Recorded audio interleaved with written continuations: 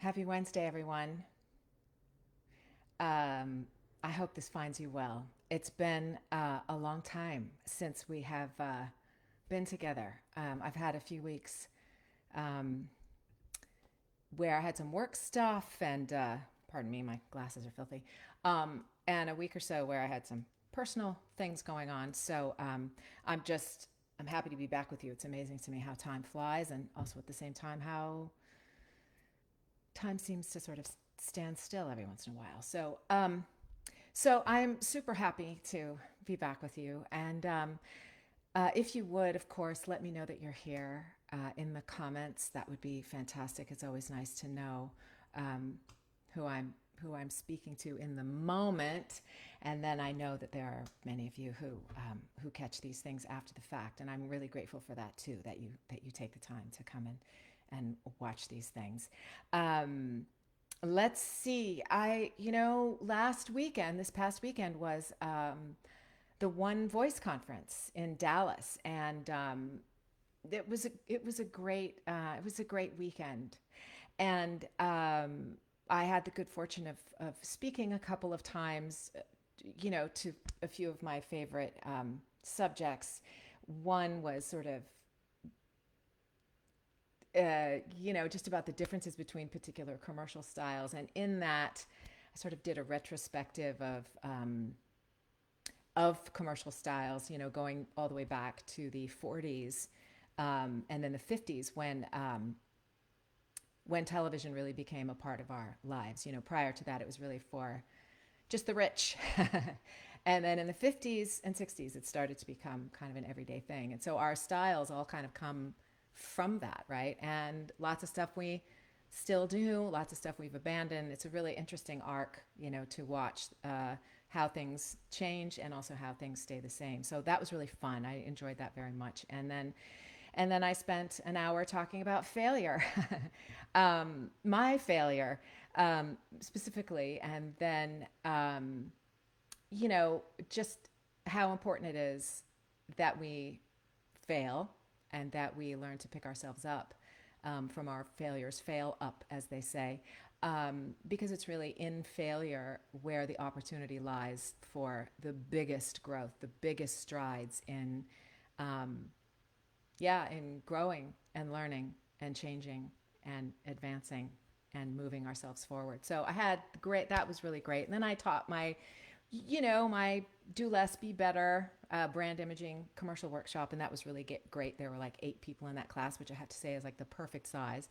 So that was super fun. And then I had a lot of fun, you know, once it was over, um, co-hosting the One Voice Awards with Peter Dixon. Peter Dixon and Hugh Edwards are two of my favorite Brits. They are gravy for the brain, and it was such a fun thing. And sorry, I'm telling you all this, but um, in part of the opening of the awards, we had to sing. Like I had to sing, and I don't. I yes, I have been a singer. I don't really sing anymore. So it was just like sheer terror for me. And we were saying a Queen song of all things. Like, could you pick the best vocalist in the entire world? That we're singing, with, and oh my gosh, it was just insane. And I want to say to you, I I've the last couple of weeks have been somewhat difficult for me. I a relationship that I was in for 4 years just ended rather abruptly, and so I really got kind of gut punched. And so it was like I thought about canceling the conference just because of my particular state of mind. But I was encouraged by friends to just like you can do it, you can do it, and so I did it. But I was very mindful. And here's a lesson in like taking care of yourself, right?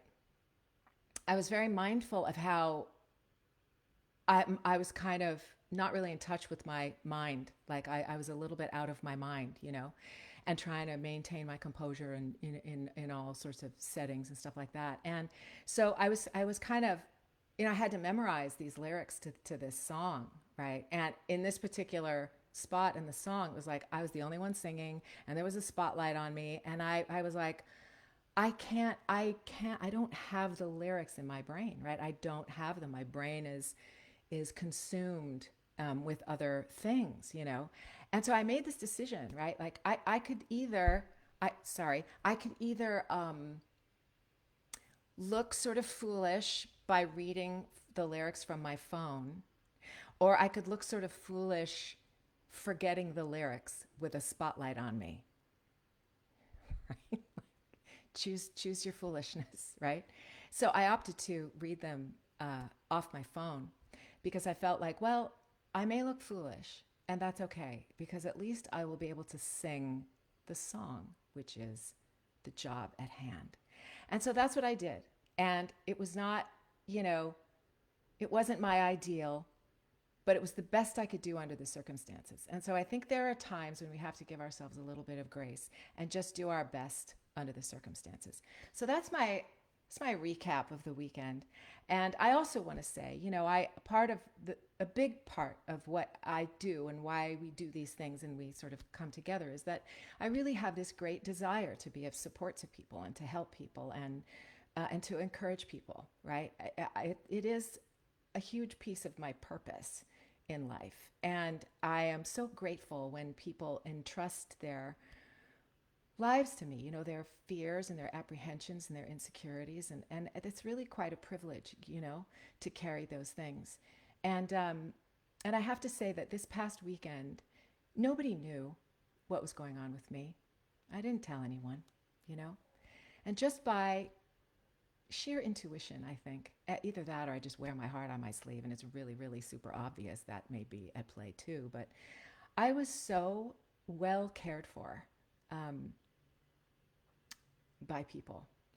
And I felt so loved and appreciated at a time when I wasn't feeling loved or appreciated, right? And so I just want to express my gratitude for that. And, you know, there are many, many people that I should thank, and I have thanked, you know, privately, but, you know, Sandy DeLonga, Patty Hill, Natasha Marchevka, um, really, you all were just so kind to me, and I really appreciate it. So, anyway, I just wanted to say that, and now let's get to the topic at hand, shall we? Larry, Genevieve, that's how I'm going to say your name from now on. Howie, Vince, Susan. Thank you so much. Hi, Yvonne. I'm so happy that you're here. Um, okay, so let's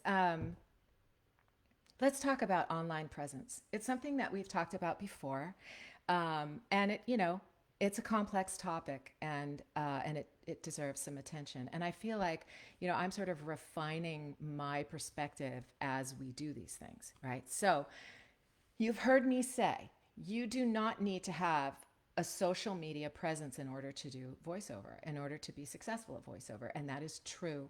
It remains true. Most of the people I know who, you know, do voiceover are, you know, measurably successful, and they don't have an online presence. They don't have a Facebook account. They're not on Instagram. They don't do Twitter. They barely touch a LinkedIn profile, right? And so you don't, that the bottom line is you don't need one, okay? But why might you want one, right? And under what circumstances might you want to be online and cultivate a presence? And I can tell you, you know, for myself, and then I'll give you another couple of examples, but I can tell you for myself, I have an online presence for coaching, not really for voiceover. I mean, obviously, the coaching is the subject of voiceover, and so, you know, that's there, but I'm not sort of out there. I'm not sort of out there talking about my voiceover career. On the rare occasion when I'm particularly proud of something, I might post, like I think I posted a thing about being the voice of the Starship La Serena on Star Trek Picard. And that's really because I'm a Star Trek nerd. And I just was so, like, I couldn't even believe that I booked that job, right? So, but I had no thought that it was going to do anything for my career, you know? It's not like people were going to go, oh, she's that voice. So let's hire her for these things. It just, I had no expectation, and nothing like that happened, right? Nothing, because I think my perspective is that's not the way things work, right? Nonetheless, I have an online presence because I coach, and because of course I want coaching clients, and I want to be known as a coach, right? And I want my brand to be recognized, what my coaching brand, right? So that if people are looking for a coach, they go and they need a particular kind of thing, they go, oh, I remember that Kay Best, she does that thing, right? And so that is an important reason to be present on social media. And it is complex, and it is not my forte. It's really not in my wheelhouse. And over the course of the last 2 years, I have a virtual assistant, right? And oh my gosh, does that help? And even so, I'm still sort of treading water and trying to keep up. But that, again, it's a specific purpose. I'm trying to bring clients, and voice actors are online, and so that's where I go and I present myself to them, right? To potential clients, right? So let me give you another example of it's driving me crazy. I have there's a, like, there, okay, there was a hair on my camera. It's making me insane. So a dear friend of mine, a voiceover legend. I've known him for 30 years. Rob Paulson, right? Now, Rob Paulson is, he's an Emmy-winning animation voice actor, but he started on camera, and he started, TV show, he started as an actor, right? And then did commercials, and did, like, really well known. You remember that first Got Milk commercial, right? Raymond Burr, the guy eating the peanut butter. Rob was the voice of the guy on the announcer, like, who shot Alexander Hamilton, right? He was that guy, like, iconic kinds of stuff, right? That he's been in. And Rob Paulson has a huge online presence, right? But it doesn't have much to do at all with him getting more voiceover work, right? He goes to a lot of cons almost every weekend, right? And so his presence online is about serving his fans, and also serving the organizers of the cons, right? Who need for people to show up and attend, and all of that. So he has a really, what do I want to say, a very just a very strong online presence. But it isn't to get more voiceover work. It's to serve his fans, and it's also to bring fans in to serve the people that bring him on to cons, right? And he is really, really diligent, and he spends a lot of time providing, personal content and all of that, right? So there's a reason to be online, right? But again, it isn't to secure voiceover work. It's something entirely different, right? So I still sort of hold this idea that for people who are working in, narration, doing some commercial work, doing medical narration, kind of all those bread and butter sorts of things, your online presence in terms of presenting your work online. I mean, most work is under NDA. Like, we can't even post it, right? So that's an important thing to remember. But really, what's beneficial with regard to securing more voiceover work is your marketing, right? How do you communicate with your clients? And I've said it before, the best way to stay relevant is to stay relevant to your clients. And so you let your clients specifically know what you're doing. You communicate with them directly, either through, direct email, whether that's on LinkedIn, right? But it's direct, it's not public, right? And I find that is probably the best use of our time, and the best way that we can stay connected to those people who hire us, right? Now, do people post things online, and do they get work? Sure. Oh, yes, I think on occasion, but it is not on the regular. It's not sort of the going means by which we secure work. So I think what's important, um, if you want to be online, is to, of course, you know what I'm going to say, is to be yourself, right? And if you want to be online, uh, make sure you're having fun with it, and you're doing things that are um, lighthearted, meaningful, encouraging, um, because I can guarantee you that no one is swayed or moved or encouraged by political posts, um, by negativity in any way. Even, you know, it's just so important that we are conscious that we don't know what people are going through, what people believe, um, what their particular perspectives are, and and so posting things that are divisive is exactly that. It's divisive, and you will push away half of your audience. Um, that you may want to do that just for your own, just because you have strong convictions, but just know the effect that it will have on people wanting to work with you. And you may say, well, I don't want to work with those people who have that particular ideology and all of that. Okay.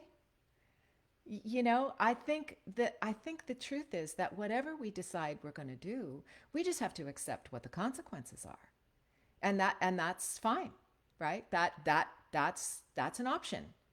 But I guess I just wouldn't be surprised, if it doesn't have the effect that you think it might, you know.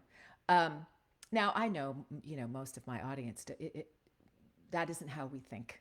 I mean, I realize that I attract a particular type of person, and so I'm kind of preaching to the choir in a certain sense, because I'm familiar with you all and I know you all, and so I'm really just kind of putting it out there in case once this is on YouTube, it goes to people who don't necessarily follow me, right?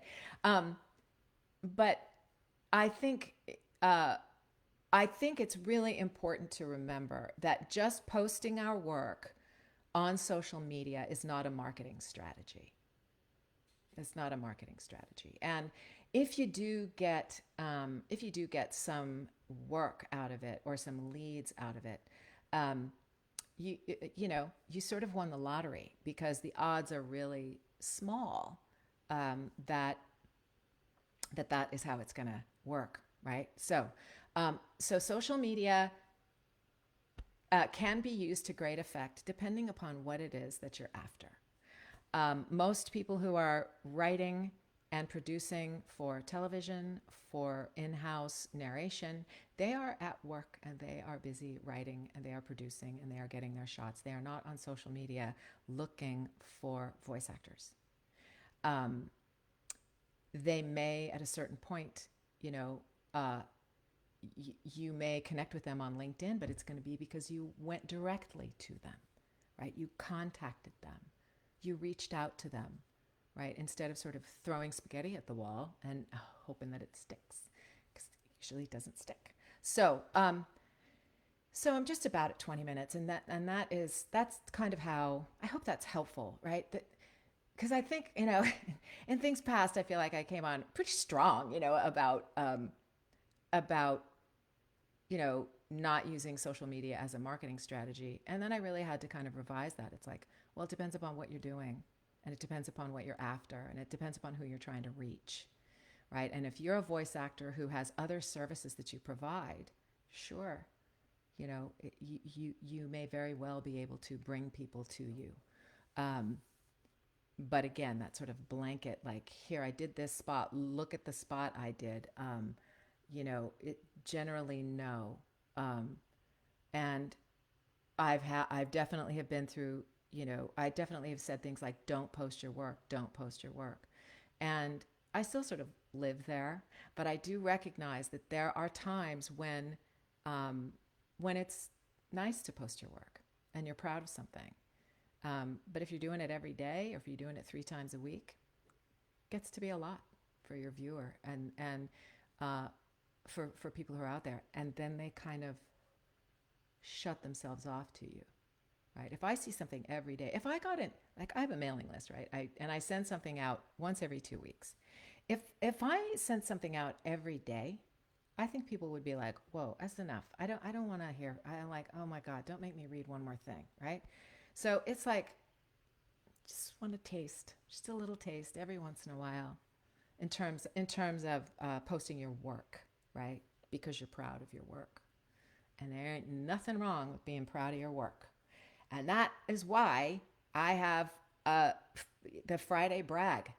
You want to post your work? Come post it there. You can post it every bloody week if you want to, right? Because we're all in this group to support each other and go, that was great work. Good for you. Keep going, right? So there is a place for you to do it.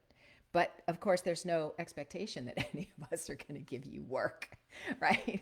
And that's the beauty of it. It's just like, let us celebrate you. And that's a good reason to post your work, to be celebrated. So I will leave you with that. And I thank you for your patience over the last few weeks and letting me sort of right my ship. And I will look forward to seeing you next Wednesday. Again, I don't know what the topic is. We'll find out, and then we'll discuss. So have a fantastic. Oh, you know what? Let me just before I go, let me just acknowledge you, beautiful people.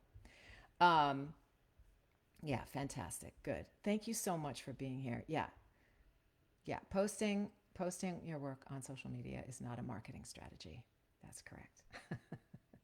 So thank you so much, all of you, for being here. I appreciate your time and attention, and I will see you next week. Have a great rest of your Wednesday and a fantastic weekend coming up. All right. Ciao, ciao, everybody. Mwah.